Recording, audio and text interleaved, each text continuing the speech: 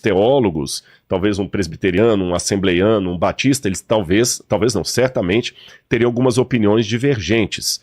Então eu vou colocar aqui a minha opinião, outras opiniões, por que eu concluo daquele jeito, e aí o pessoal em casa pode depois falar, olha, eu concordo com o Rodrigo nisso eu discordo dele, e o que importa é que as pessoas estudem a Bíblia, Ok. tá bom? Vamos começar primeiro, o que é Apocalipse? De onde surgiu esse negócio? Ou revelações. Ou revelação. Lê para mim Apocalipse capítulo 1, versículo 1. Vamos lá. Revelação de Jesus Cristo, que Deus lhe deu para mostrar aos seus servos, o que em breve há de acontecer. Ele enviou o seu anjo para torná-la conhecida a seu servo João, que dá testemunho de tudo o que viu. Só Isto até aí, é- tá bom. Ah, só até aqui. Só até aqui. Olha bem, essa palavra que você leu, revelação, até trouxe a Bíblia em grego aqui. Em grego está Apocalipsis tu Iesu Cristo. Apocalipse. Então, em grego tem a palavra apocalipsis. É. De onde vem essa palavra apocalipsis, que a gente a portuguesa como apocalipse? Eu vou ensinar grego para você e para todo mundo aqui. É fácil. A palavra em grego como é? Apocalipsis. Ah, é bem parecido. Bem parecido, falar apocalipse. Na verdade, apocalipse é uma palavra grega que nós aportuguesamos. Entendi. É igual e-mail, que é uma palavra americana que nós aportuguesamos, né? E-mail, a gente fala e-mail, né? É verdade, já virou. Virou português. internet, né? A gente fala internet, É. né? Ainda põe um ti no final. Apocalipse é a junção de duas palavras em grego. Então, para ficar mais didático para a galera em casa, eu vou explicar essas palavras. Vamos aprender uma primeira palavra em grego aí, a palavra apó. Apó significa algo que está distante de, que está distante, para fora de. Por exemplo, apóstolo, aquele que foi enviado para longe. Ah, isso é o significado de apóstolo? Apóstolo, aquele que foi enviado para longe, é um emissário. Apostasia é quando você quebra a aliança, você sai para longe, você rompe com alguém que você tinha vínculo. Né? Apoteótico, que está longe nas alturas, e assim por diante. Apogeu que está distante da terra. Geu é terra, apogeu. Então, apó, distante de, ok?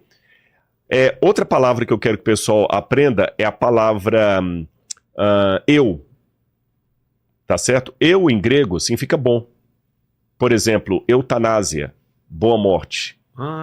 Eulália, boa fala. Eugênia, bom nascimento. Eunice, boa vista. Tudo é eu. Agora, calipto significa sombra, cobertura. Calipto é sombra, cobertura em grego. Se eu juntar eu com calipto, forma que palavra? Eucalipto. É verdade. Boa sombra.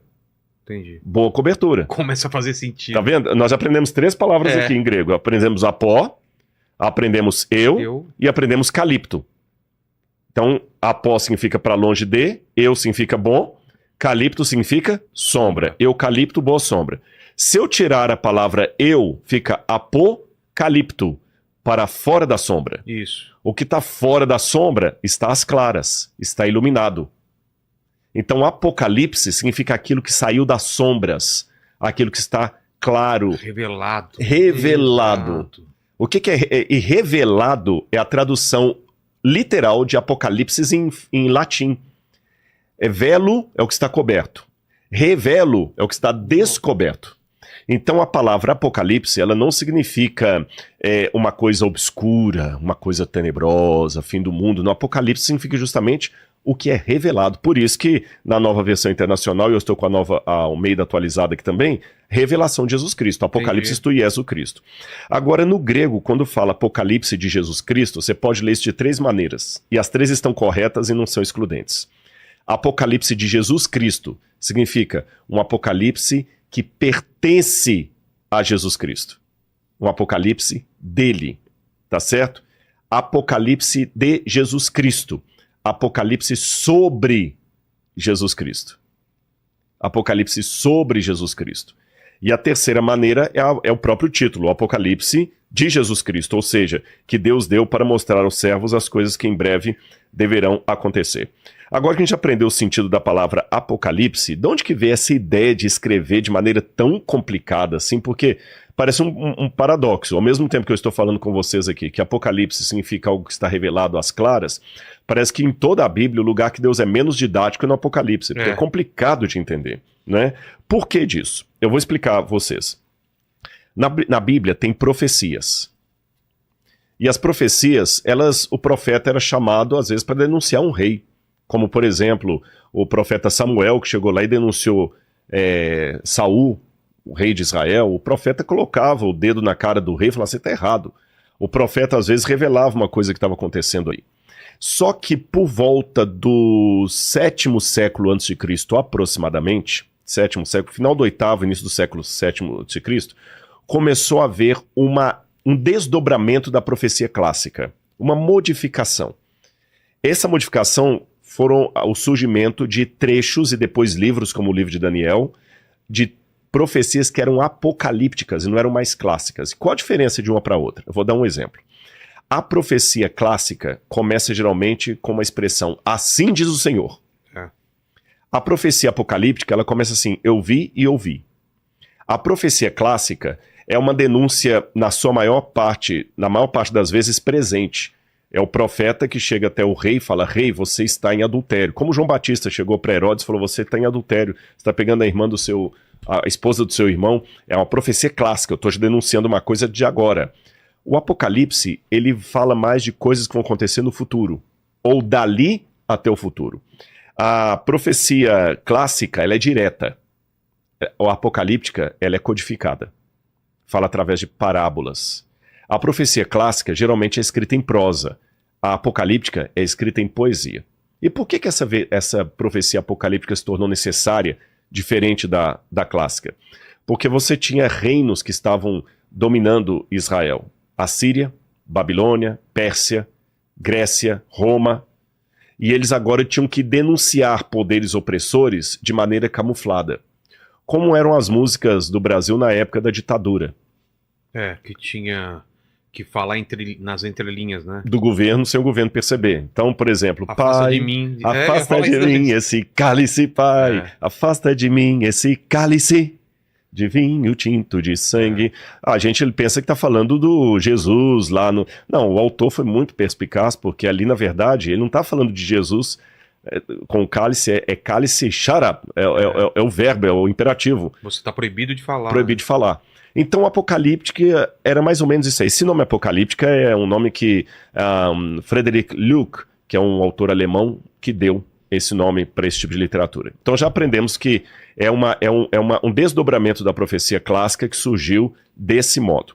E o último livro da Bíblia, o livro do apóstolo João, Deus inspirou a João a escrever em forma de Apocalipse. E o que eu vou fazer aqui agora? Nós vamos dividir todo o Apocalipse de maneira que o pessoal vai entender todinho em um bate-papo. Tá bom?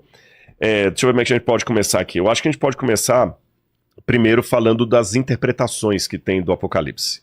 Tem pelo menos 4 maneiras de entender o Apocalipse. A primeira maneira é a que a gente chama de preterista. Preterista, pretério, passado. Os teólogos que interpretam o Apocalipse de maneira preterista acham que as profecias do Apocalipse se cumpriram todas no primeiro século. Não tem nada de futuro. Para acontecer. Tem muitos teólogos católicos, por exemplo, que são preteristas. Muitos falando deles. do Império Romano, estava falando... Exatamente. A besta do Apocalipse adianta quem era Nero. Acabou. Não tem nada de futuro, é ridículo. Então esse é o preterista. O oposto do preterista? Futurista. É aquele que pensa que o Apocalipse é em 90% questões futuras, o futuro escatológico, é o fim dos tempos, aquela coisa toda, não tem nada durante a história. Existe um terceiro grupo, eu faço parte dele, que é o grupo historicista. Ele acha que o Apocalipse vai se cumprindo aos poucos ao longo da história humana, desde a época de Jesus até o fim dos tempos. E que a gente está nesse percurso. A gente está nesse percurso. Entendi. E o último grupo é o grupo idealista, aquele que ele é atemporal. Ele acha que o Apocalipse é apenas uma grande parábola. Tudo são símbolos para ter um entendimento sobre outras coisas. Exatamente. Terrenas. Então, por exemplo, se o Apocalipse está denunciando a besta como um poder opressor, eu posso usar aquela mesma pregação para denunciar, sei lá, o ataque de um país sobre o outro. Eu posso usar aquilo ali para denunciar a opressão do capitalismo. Entendi. Eu posso usar para qualquer coisa. O que importa é a mensagem daquilo. Então vamos recapitular aqui as 4. Então, preterista, passado. Futurista, joga tudo pro futuro. Historicista, ao longo da história. E o idealista não tem história. Que legal, você entendeu a besta do Apocalipse como sendo sua sogra? Parabéns pra você. Você entendeu? Então, quer dizer, cada um entenda como quiser. Agora que a gente já entendeu essas formas, eu vou dar para vocês uma colinha de como a gente pode interpretar o Apocalipse. Existem algumas maneiras. Primeiro, quando o próprio Apocalipse dá a interpretação do símbolo dele. Vou dar um exemplo. Aqui em Apocalipse capítulo 11, aí o Vilela vai me ajudando aqui na leitura dos textos aqui, viu, Vilela? Capítulo 11. Na verdade, o capítulo 17. Tá. Apocalipse. Essa Bíblia, como está novinha, as páginas estão demorando um pouquinho a passar a minha mulher aqui. montada na besta. A mulher montada na besta. Olha o que diz aqui, por exemplo. Olha aqui, por exemplo, o verso 15. Essa mulher montada na besta, ela estava montada sobre muitas águas. O próprio anjo vai explicar o que são as águas. 17, verso 15. Então o anjo me disse: as águas que você viu, onde está sentada a prostituta, são povos, multidões, nações e línguas. Então pronto, o próprio Apocalipse já falou o que são aquelas águas ali. Multidões, povos, nações e línguas. Então não adianta falar que aquelas águas ali são a internet, que aquelas águas ali são a Praia de Ramos no Rio de Janeiro. O Apocalipse já falou o que é. A segunda maneira que eu tenho de entender o Apocalipse é olhando o resto da Bíblia. Por exemplo, quando o Apocalipse dá um símbolo, o que aquilo simboliza no resto da Bíblia? E a terceira maneira que eu tenho de interpretar, de decodificar o Apocalipse, é olhando o contexto histórico da época. Tá certo? O que os cristãos daquele tempo entendiam por aquilo? Porque vamos supor, se alguém vivesse daqui a 2000 anos e pegasse o nosso bate-papo aqui, ele ia ficar sem entender quando a gente falasse aqui, por exemplo, sei lá, olha, o pessoal aí da Bolsa de Valores tá achando que a coisa tá ficando preta. O que é isso? O pessoal da Bolsa de Valores. O que é Bolsa de Valores? Não existe mais. Não existe mais, ele não faz a coisa ficando preta. Por que preta? O que quer dizer isso e tal? Você tá entendendo? Então, quer dizer, nós usamos expressões idiomáticas, algumas que alguns até acham politicamente incorretas, né? Não pode falar que a coisa tá preta. Então, o que significa? Então é bom a gente mergulhar no contexto para entender as gírias, até piada. Se você que é um humorista, você sabe disso. Aquela piada. Tem piada que você contava, talvez, que só fazia sentido naquele contexto político específico. Verdade. Você contar a mesma piada hoje, o que quer dizer com isso? Então, entender o Apocalipse dentro do contexto. E a terceira e última coisa, para a gente agora fechar e começar a entrar no livro mesmo, é como o Apocalipse está estruturado. A maneira como a gente tem de contar a história é diferente da maneira do mundo oriental. Eles não tinham o privilégio que nós temos hoje de ter livro à vontade. Abre aí e lê. Não existia isso. Eram poucos livros. Pouquíssimas pessoas tinham acesso à leitura. Quer um exemplo? Olha o que diz aqui Apocalipse, capítulo 1, versículo 3. Pode ler para mim, por favor. Olha que interessante isso aí. Eu ia pedir ajuda para você ler, porque tá você difícil. Tá difícil ler? Tá difícil. Tá muito pequenininho? Eu tô sem óculos. Então eu vou ler, não tem problema. Pode ler. Preciso deixar meu óculos aqui, viu, Tuti? Tá difícil. Da última vez eu passei aperto aqui que eu tava sem lente. Eu não sei se você lembra, eu ficava te pedindo pra ler. Putz, eu vou colocar lente também, porque eu não gosto de óculos de grau. Ó, doutor Rodrigo Gondim lá de Belo Horizonte, obrigado, viu? Sua lente tá me salvando aqui, ó. Bom, Apocalipse 1, verso 3. Bem-aventurado aquele que lê e bem-aventurados aqueles que ouvem as palavras da profecia. Por que a Bíblia fala bem-aventurado aquele que lê e aqueles que ouvem?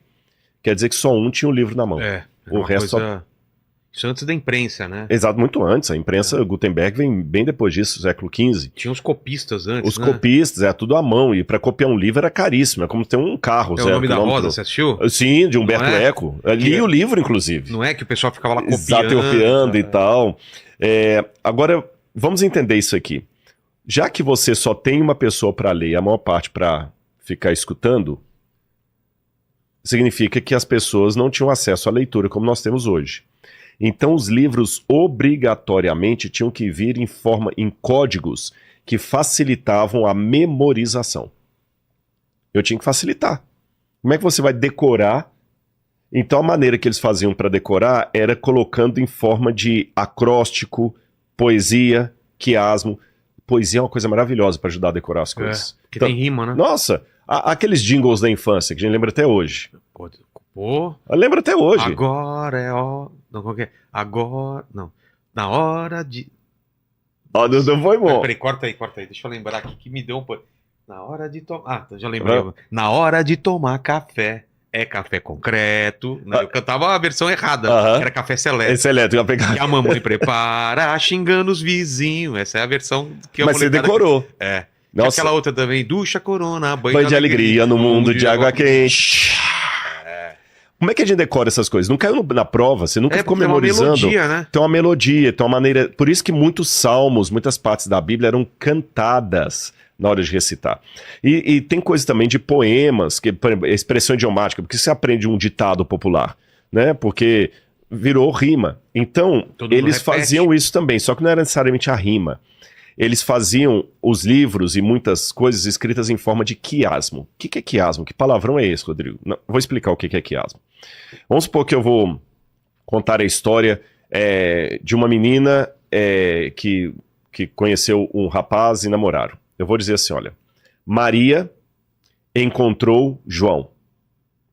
Eles se amaram e casaram, pois o amor estava com eles desde que se encontraram. Maria encontrou João desde que se encontraram. E se amaram, pois o amor estava neles. E se casaram. O que eu fiz aqui? Você viu que a mesma temática da primeira linha, eu repeti na última. Entendi. A mesma temática da segunda linha, eu repeti na penúltima. E o centro dessa história é que os dois se casaram. Como o povo só contava as histórias assim, ficava mais fácil de entender. Eu contaria a história da Maria e do João diferente. Falei assim, ó, a Maria viu o João, eles se gostaram e se casaram. E viveram felizes para sempre, ponto. No Oriente Médio Antigo não ia funcionar assim. Vamos repetir para ficar bem claro para a galera, como é que seria? Maria e João se encontraram. Eles se amaram e se casaram, pois o amor estava neles desde que se encontraram. Entendi. Percebeu? Então você vê que tem um paralelismo, uma métrica ali. O Apocalipse também tem uma métrica. Se você olhar bem em casa, é que eu vou ajudar, porque o Vilela está com dificuldade de ler na Bíblia dele lá, mas o Apocalipse capítulo 1, ele vai falando, e o 1 e 2, ele conta 7 cartas que são enviadas a 7 igrejas. E cada uma dessas cartas termina com uma promessa de que o vencedor vai estar na nova Jerusalém que vem do céu. Vou dar exemplos aqui. Apocalipse capítulo 2, versículo 7 diz assim: o vencedor darei o direito de se alimentar da árvore da vida que se encontra no paraíso de Deus. Apocalipse 2, verso 11: o vencedor de modo nenhum sofrerá dano da segunda morte. Apocalipse capítulo 2, versículo, deixa eu pegar mais um aqui. Apocalipse capítulo 2, versículo 27: com cetro de ferro governará as nações, assim como eu recebi a autoridade do meu Pai, lhe darei a estrela da manhã. Está falando todas as promessas sobre o céu. Quando você vai para o último capítulo do Apocalipse, ele repete todas aquelas promessas em Apocalipse capítulo 21. É mesmo? A mesma coisa. Vi descer do céu a nova Jerusalém, da parte de Deus, no meio da praça tem a árvore da vida. Aí quando você vai para o capítulo 7, fala dos 144 mil que nós vamos estudar. Você vai para o capítulo 14, tem os 144 mil. Então, ele tem todo as mesmas coisas que você tem do capítulo 12 para trás, você tem do capítulo 12 até o 22. O capítulo 12 é o centro do Apocalipse. E tem, não sei se sai muito do assunto, mas 144 mil tem também relacionado aos judeus, né? Tem aqui, nós vamos chegar nele aqui. É um número... importante, importante. Né? Por que 144? Nós vamos chegar nisso aqui. Tá bom. Então, entenderam que o Apocalipse está nessa forma. Então, não se assustem de profecias que estão do capítulo 1 ao 12 se repetirem do 12 em diante, porque ele está nessa forma de quiasmo. Agora, ele começa então, Deus falando com João assim, João, o que você vê, escreve para as igrejas que estão na Ásia Menor. E Deus fala com João o seguinte, você vai escrever... Ásia Menor, região da Turquia... Turquia e Grécia, hoje. E aqui diz assim, olha, capítulo 1, verso 19. Escreve, pois, as coisas que você viu, passado, as que são, presente, e as que hão de acontecer depois dessas. Por isso que eu tenho uma visão do Apocalipse historicista. Claro, não faz sentido achar que tudo já passou, né? Exatamente, mas eu tenho que ser honesto com você que há teólogos que são preteristas, tem gente que é futurista, tem gente que é idealista. E se baseia também na Bíblia. Exatamente, mas tem várias passagens, eu só li essa aqui, que ele fala que são coisas que passaram, que estão sendo e que vão acontecer. Aí ele fala, tá bom, Senhor, e quais são as cartas? Escreve para 7 igrejas que estão na Ásia Menor. A igreja de Éfeso, Esmirna, Pérgamo, Tiatira, Sardes, Filadélfia e Laodiceia. Quando a gente vai para a Ásia Menor, um próximo passeio a gente tem que fazer junto, até o Saião tá doido de a gente fazer, a gente tá ensaiando alguma coisa. Só Éfeso? Só Éfeso. A gente tem que fazer as 7 igrejas. E dá, né? Não, e fizemos um programa sobre isso, né? Foi muito legal. Exatamente. E fizemos, é verdade, fizemos um. Você tem ali 7 igrejas que João coordenava como se fosse a paróquia dele. Sim. E essas 7 igrejas representam a igreja de Deus como um todo. E por que ele não deu só para 7 igrejas? É que na Bíblia os números têm significado como para a gente em português. Por exemplo, vou fazer um bate-bola aqui. Vamos lá. Se eu falar com você assim, aquele cara é nota 10, pode contratar. O que eu quis dizer? Bom, excelente. Se eu falar assim, nossa, que a menina é um 0 que ela vale. Um 0 à esquerda, né? 0 à esquerda, não vale nada. Quando pensa em sorte ou azar, que número que vem à mente? 13. 13, sorte ou azar. O que mais que eu podia falar? Quando quer falar assim, olha, é muita gente, há milhões de pessoas. Entendi. Então a gente tem um significado para os números. Na Bíblia também tem um significado, só que são outros diferentes do nosso. 4 é universal. Quando eu quero falar assim, nossa, hoje a gente fala global, né? Hoje, por exemplo, os 4 cantos do mundo. 4 cantos do mundo, os 4 ventos do céu, os 4 norte, sul, leste, oeste, quer dizer, é universal. Hoje a gente falaria global. Outro exemplo da Bíblia, o 7. O 7 é o número da perfeição. 7 arco-íris. O 7º dia, que é o sábado. Quantas vezes eu perdoarei meu próximo? Até 7 vezes. Aí o Apocalipse é cheio de 7. 7 igrejas, 7 anjos, 7... Porque 7 é a perfeição. O 7 engloba o todo. Porque na criação do mundo, Deus criou o mundo em 6 dias e no 7º descansou. Então a semana da criação engloba o todo. 3 também é importante, né? 3 também é um número divino. Nós vamos falar dele daqui a pouquinho. Tá. Então essas 7 igrejas representam todo o povo de Deus. Mas considerando que é passado, presente e futuro, aí eu vou lançar mão de outros livros apocalípticos que foram escritos e que não estão na Bíblia. Sabia que tem outros apocalipses? Só que eles não foram inspirados por Deus.